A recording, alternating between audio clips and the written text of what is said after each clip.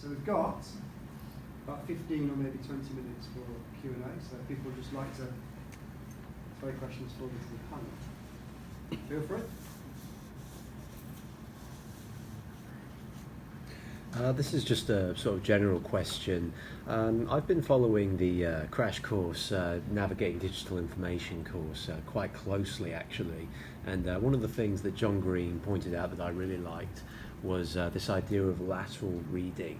So the idea of making sure that you don't just scroll down blindly, and that you sort of do your homework, look up those other sources, go to other links and things like that. Do you feel that all of his points in that particular series could be carried through into proper media literacy education or anything like that? So I actually helped with the series before that, the media literacy series. I disagree with lateral reading. Sorry to be controversial, but I disagree with fact-checking too.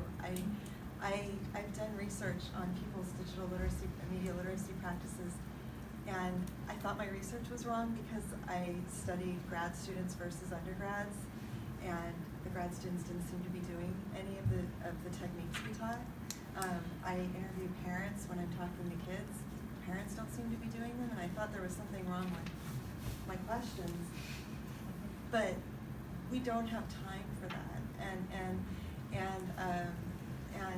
this research is based on what professional fact checkers do, and I applaud the work in the sense that I'm glad that they're asking these questions. And I don't know if David and I will disagree, but they're professional fact checkers. So what's not being factored into applying those practices to everyday life is that professional fact checkers have an interest in fact checking.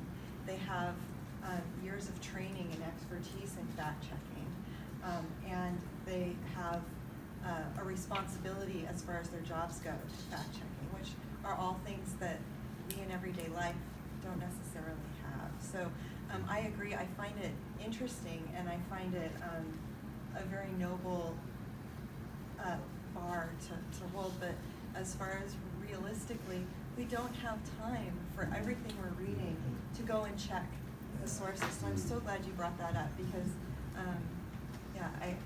and that's the challenge we have in media literacy education, is there's the ideals and then there's the realities. And I think what we're trying to do is navigate what those realities are and how we can practice media literacy in everyday life. I would even just quickly add, and I agree 100%. I would even just quickly add that it's not that we don't have time. It's almost that we don't. It's not that we don't interact with information that way anymore. Very good point. So it's not the way that we're consuming or interacting, engaging with information is much more. It's much more disrupted, distributed in any case. So it's kind of, what does it even mean to have the time to do that? When it's almost like when computers came up, you used to just write all your essays out of hand, and then you got so comfortable with writing them on computers, it was very hard to go back and write them on hand. That's reminding me, we were in a conference together before, and that's reminding me that of our discussion that our brains don't work that way. Once our brains decided to accept something and trust something, we don't have that suspicion to trigger us to do the lateral reading or Right. fact checking. But you made that point that credibility is automotive. Right. Yeah. So I think that gives the lie to the Right. No, I mean, I think that was my point about the checklists, really. We can generate a checklist of all the things that we need to do, and yeah, that's probably very good behaviour, but how realistic is it? I mean, how far do any of us, we might think that we are media literate. How far do any of us do that?